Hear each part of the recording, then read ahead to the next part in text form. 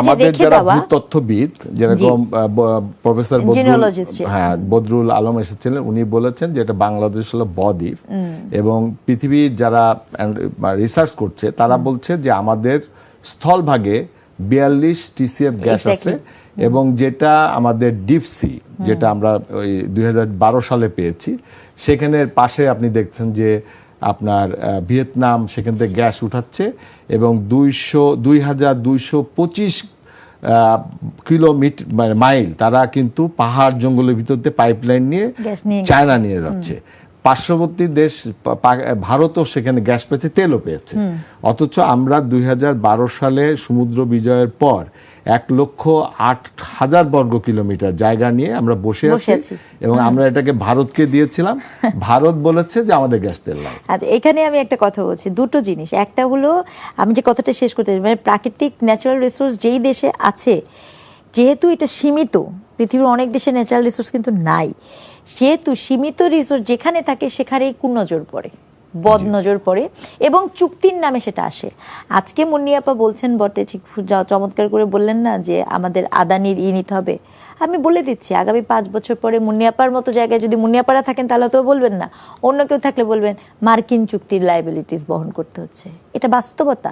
আপনি যে বলছেন আমার নিজের দেশের ভেতরে গ্যাস বা আমার যে সুযোগ, আমি কিন্তু ওটার দ্বিমত করছি না যে এটা উত্তোলন না করে আমরা রেখে দিব। প্রবলেম হচ্ছে এই চুক্তিগুলো যখন করা হয়, যে কোনো চুক্তি যখন করা হয়, সেই চুক্তিতে সকল সময় ওই যে সুবিধাভোগী যে শ্রেণী থাকে, অর্থাৎ আপনার যারা লবিস্ট যারা থাকে, তারা তাদের স্বার্থটা সবচেয়ে বেশি দেখে। এবং সেটা কিন্তু ওই শেখ হাসিনার সময়ে যেরকম হচ্ছে, এটা এখন বিএনপির সময়ও হবে। তার কারণ এখানে আরেকটা ঘটনা আছে। আপনি যে বলছেন যে জিনিস হয় নাই, ওই জিনিস করতেও কিন্তু সময় লাগবে, এটাও ঠিক। এখন আপনাকে কি করতে হবে, আমাকে যদি জিজ্ঞেস করেন, আপনাকে প্যারালালি মুভ করতে হবে। অর্থাৎ একই সময়ে আপনাকে এখানে নিজস্ব গ্যাস যাতে আপনি ব্যবহার করতে পারেন সেই জায়গাটা করতে হবে। বাপেক্স যে এখনো টিকে আছে তাই কত, মানে বাস্তবতার দিকে তাকিয়ে দেখেন, আমার চীন কল, আমার পাট কল সব যে বন্ধ হয়েছে, এই বন্ধ হওয়ার পেছনের উদ্দেশ্য কি ছিল? এটা কি ব্যর্থতা ছিল না? এটা কি আমাদের দলীয় বা ওই যে লেনদেনের আড়ালের লেনদেনের ফলাফল ছিল না? এটা তো বাস্তবতা। সেটা যে গভর্নমেন্টের সাথে এখানে যুক্ততা না, আপনি একটা দুষ্ট চক্রে আক্রান্ত হয়ে আছেন। এখন আপনি যে মার্কিন চুক্তিটা আমরা এখন অবশ্য বলছি যে বাংলাদেশ ফার্স্ট, আমরা তো এখন লেজুর ভিত্তিতে যেতে চাচ্ছি না।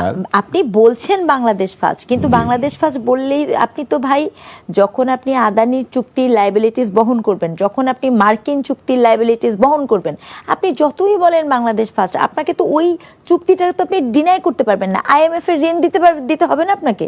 এখন বাংলাদেশ ফার্স্ট এরকম একটা প্রজেক্ট আপনার সামনে আছে, IMF এর টাকাও আছে, আপনি কি পারবেন বাংলাদেশ ফার্স্টের প্রজেক্টে টাকা ইনভেস্ট না করে, IMF এর টাকা ইনভেস্ট না করে বাংলাদেশ ফার্স্টের প্রজেক্টে টাকা ইনভেস্ট করতে পারবেন না? তো এই জন্য বলা হয় কি, আর একটা কথা আপনি এটা খুব চমৎকার বলেছেন, এই জন্য আমি বলেছি, আমার ভালো লেগেছে। একটা ঘাটতি আমি দেখি বিএনপি সরকারের কাছে, I would like to say that. আমি অনেকের কাছ থেকে এটা শুনেছি যে জিয়াউর রহমান যখন ছিলেন, তিনি কিন্তু এই যে সাবজেক্ট স্পেসিফিক এক্সপার্টিসদের সাথে বসা, এবং সাবজেক্ট স্পেসিফিক এক্সপার্টিসের দলীয় আনুগত্য না, তার এক্সপার্টিসে দেয়া, এটাও কিন্তু খুব জরুরি। আমি কিন্তু কোনো গ্যাস বিশেষজ্ঞ না বা জ্বালানি বিশেষজ্ঞ না, বা আপনিও হয়তো বা না, কিন্তু যে বা যারা এই বিশেষজ্ঞ, এই মুহূর্তে তাদেরকে কেন এখানে সামনে নিয়ে আসা হচ্ছে না? তাহলেও কিন্তু এই সমস্যাগুলোর সমাধান হতে পারে। অর্থাৎ আপনাকে সমস্যাটা কি করতে হবে, আপনাকে প্যারালালি আলোচনা শেষে আসছে।